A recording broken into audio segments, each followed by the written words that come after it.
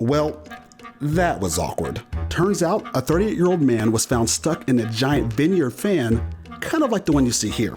Here he is when a Sonoma sheriff deputy discovered him after 2 days. The deputy was on the scene to investigate that suspicious blue car sitting there in the field. Officials still don't know why he was found in this compromising position, but they can speculate all of the meth they found with him might be a clue. The super rich are really different than most of the population, and it's not because of their salaries. It's because they know how to avoid paying taxes. According to a new report from the nonprofit investigative journalism organization ProPublica, Amazon founder Jeff Bezos paid no income taxes in 2007 and 2011, and Tesla founder Elon Musk's income tax bill was zero in 2018. The report found that overall, the richest 25 Americans pay less in taxes than many ordinary workers do, once you include the taxes from Social Security and Medicare. The report highlights the vast and growing inequalities between the wealthiest Americans and everyone else.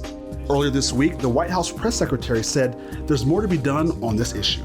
I'm not going to comment on specific unauthorized disclosures of confidential government information.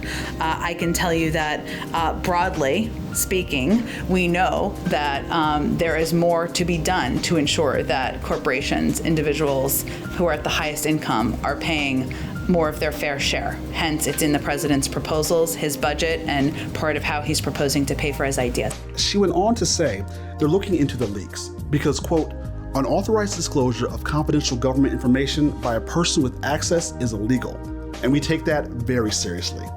The press secretary said the matter was being sent to investigators and officials with the authority to investigate how the information was released. To save the planet, the world needs to tackle both the climate change crisis and species loss together. That's according to the United Nations scientist who believes taking measures to fix both and not just one at a time will speed up the process. A joint report released Thursday suggests ways to tackle both, such as protecting and restoring high-carbon ecosystems like tropical rainforests.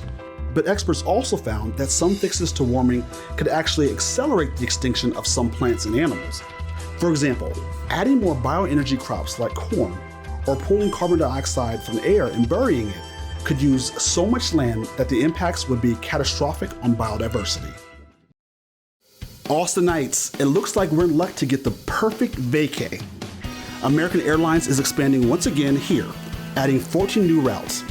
Starting in September, you can head over to places like Jacksonville, Florida, Tulsa, Oklahoma, and Reno, Nevada.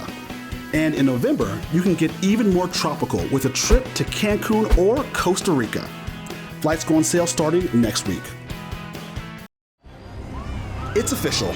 Universal's thrilling Jurassic World Velocicoaster has left the gate. The ride opened Thursday, making fans scream with delight. Now, as you can see, the Velocicoaster is not for the faint of heart. It's Florida's tallest and fastest coaster, reaching speeds up to 70 miles per hour. Not to mention, the 2-minute-long ride is packed with death-defying turns and steep drops. If you're going to check it out, you better do it on an empty stomach. So you might remember last year we had to stay inside and watch the 4th of July fireworks on our TVs. But this year, it's time to head out and watch them in person. New York City officials and Macy's have announced plans to host this year's 4th of July Spectacular live on the East River. Public viewing areas will be set up in Manhattan, Brooklyn, and Queens, and everyone is invited to enjoy the show.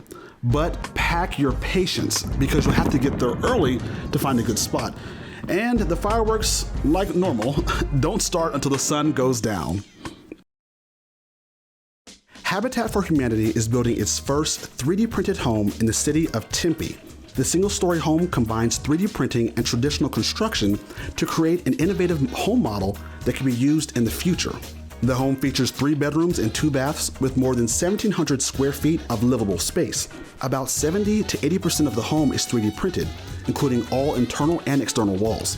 Construction is expected to wrap up in the fall, and it could be occupied as early as October. Governor Roy Cooper wants North Carolina to start powering more homes through wind energy. Cooper has ordered his Commerce Department to create a task force to advance offshore wind energy projects. Wind power is a key component in Cooper's clean energy plan, which aims to reduce greenhouse emissions by 70% by 2030 and achieve carbon neutrality by 2050.